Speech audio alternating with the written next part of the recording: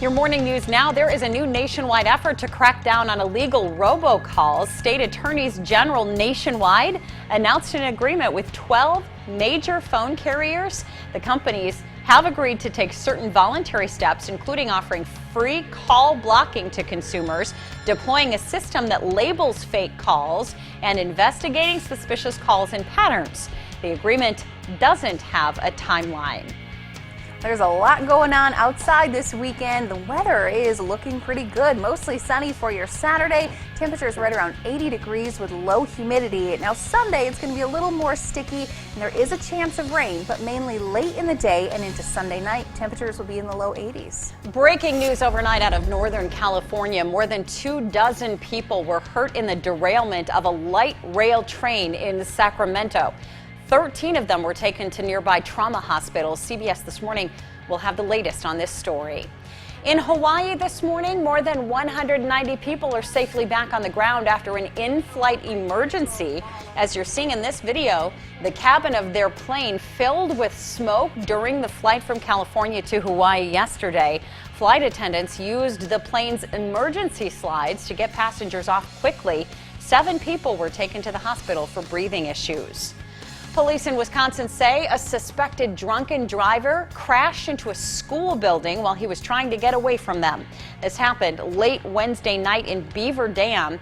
The only injuries are to the driver, and he will be okay.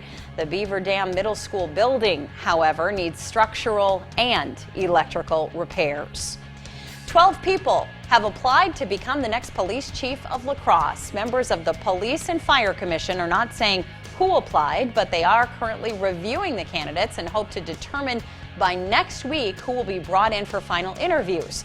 Former Chief Ron Tischer left La Crosse last month for a job in Arizona. It's going to be illuminated at night. It's going to be at Jewel in Riverside Park.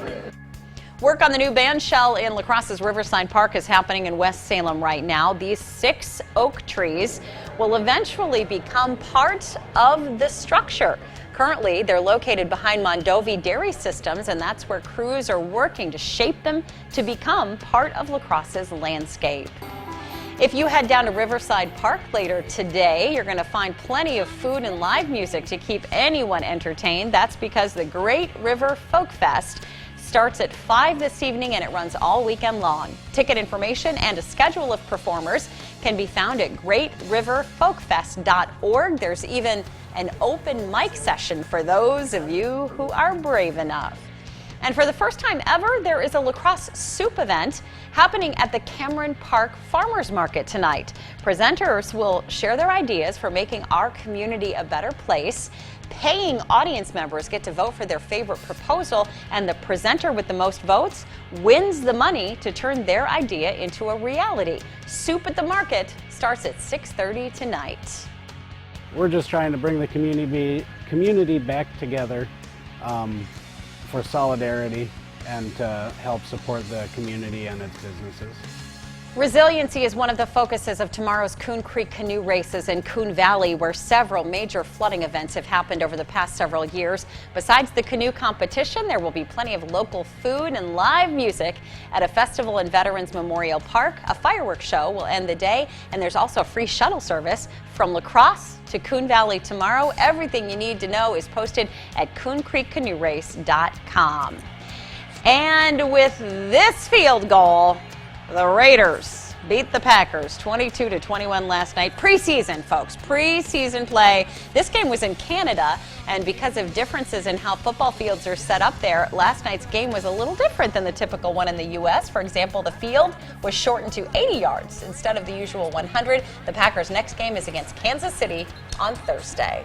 And if you're heading out and about today, it's going to be another beautiful day. Watch out for a little patchy fog this morning. Otherwise, partly cloudy, very comfortable temperatures and humidity levels. Highs today topping out in the upper 70s. We hope you enjoy your weekend, and we will look forward to seeing you right back here on Monday.